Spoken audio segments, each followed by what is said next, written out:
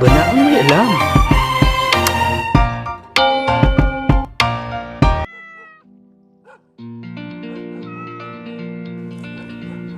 Hello kabayan! Welcome sa aking YouTube channel, Sammy Vlogs. Subscribe na sa aking channel para updated ka sa mga iba pa kaalamang videos na aking i-upload soon.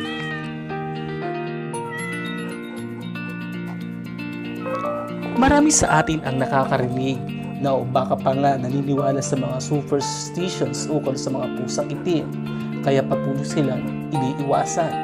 Sabi nga ng ilan, makasulubong na lahat, wag lang mga pusang itim kasi malas daw sila. May kamalasan nga bang dala ang mga pusang itim o biktima lang din sila ng mga tradisyonal na paniniwala nating mga tao? Ano nga ba ang paniniwalang ito at saan nagsimula? Halina't samahan niyo ako at tuklasin natin ang dala ng mga pusang itim sa ating buhay. Mula sa paggalang na tinamasan ng mga pusang itim noon, nabago yun. Noong unti-unti nang pumasok ang Middle Age na kung saan ang mga rockstar na pagkilala sa kanila ay unti-unting bumaba at nakabitan ng maraming negatibong pagkilala. Isa sa mga sinasabing rason na naganap ng hysteria of witches sa Europa.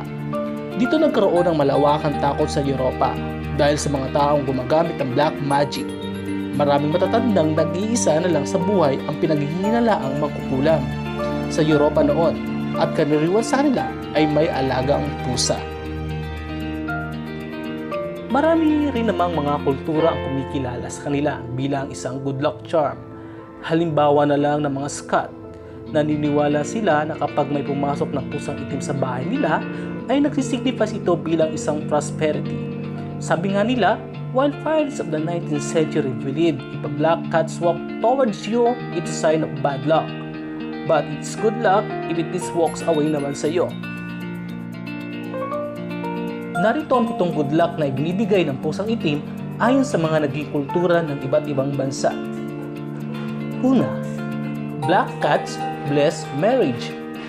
Ayon sa isang pamahiin sa ibang bansa, kapag nagbigay ng pusang itim sa babaeng ikakasal, ito ay magbibigay sa kanya ng swerte. At dahil sa bahay na iyon bilang bagong kasal, ito di umano ay magdadala ng mahabang masayang buhay mag-asawa. Nagtataboy pa ng evil spirits. Sa UK naman, ang pagiging itim ng isang pusa ay isang maswerteng kulay. Sa Japan naman, ang isang single na babae na may pusang itim di umano ay magdadala sa kanya ng maayos na manliligaw. Pangalawa, black cats draw wealth and prosperity. Sa Japan, ang fortune cats o maneke neko ay kulay itim. Ito'y di umano ay nagtatawag ng swerte para sa may-ari dahil sa pag-awayway nito ng kanyang paws. Niya'y nagtataboy din ito ng malas sa buhay. Pangatlo, black cats make safe home and good harvest. Sa pungsoy, ang pusang itim ay may taglay na malakas na kapangyarihan ng kabutihan. Kung masaya at safe ang pusang itim mo, pasasiyahan ka din nila at gagawin safe.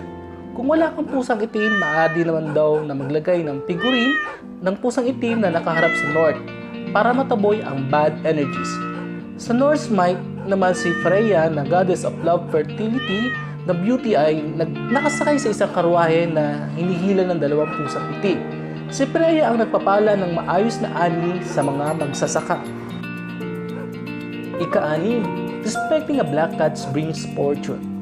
Sa South France, ang tawag sa pusang itim ay matagot, nakilala bilang magician at money cats. Kapag inalagaan ng maayos at laging inuuna sa pagkain, babalik nila ang reward sa kanilang amo. Ika-5, black cats lead to treasure.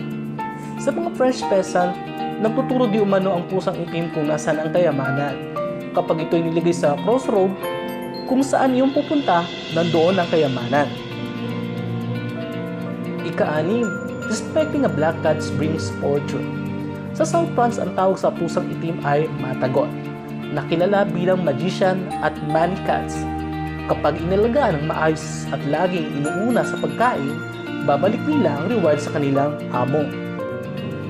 Ika-7, black cats give sailors safe travel.